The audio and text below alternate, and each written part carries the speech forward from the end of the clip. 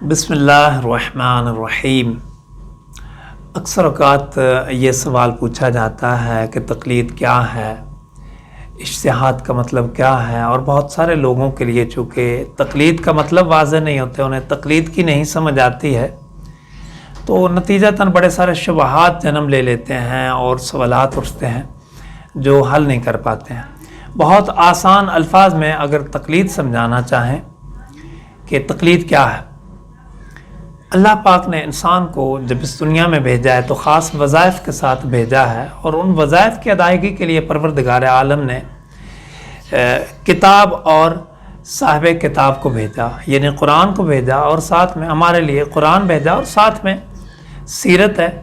احادیث ہیں محمد و اہل بیت اطہار علیہم السلام۔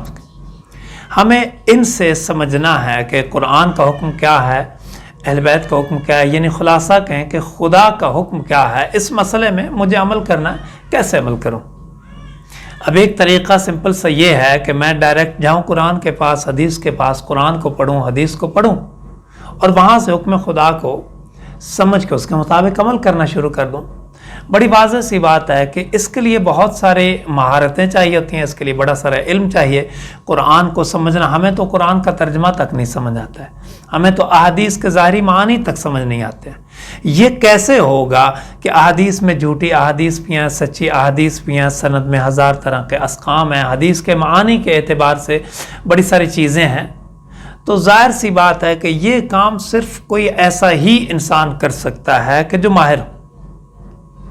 لہذا تقلید کا مطلب یہ ہے کہ ہم کسی ایسے انسان کو تلاش کریں، اب جب کہ صاحب العصر پردہ غیب میں ہے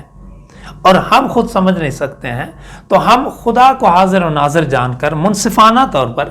کسی ایسے انسان کو تلاش کرتے ہیں جس کے بارے میں ہماری تحقیق کی روح سے ہمیں لگتا ہے کہ اس سے بہتر قرآن و حدیث سے خدا و رسول کے حکم کو سمجھنے کی مہارت کسی کے پاس نہیں ہے۔ لہٰذا تقلید کا مطلب یہ ہے کہ ہم اس انسان کی طرف رجوع کریں گے جو طریقے موجود ہیں کہ ہمیں قرآن و حدیث کا حکم بتائیے جی، چونکہ ہم نے تحقیق کی ہے کہ یہ بندہ اس قابل ہے کہ اس پر بھروسہ کیا جا سکے۔ اب وہ جو قرآن اور حدیث کا حکم بتائے گا، اس حکم قرآن و حدیث کے مطابق عمل کرنے کا نام ہے تقلید۔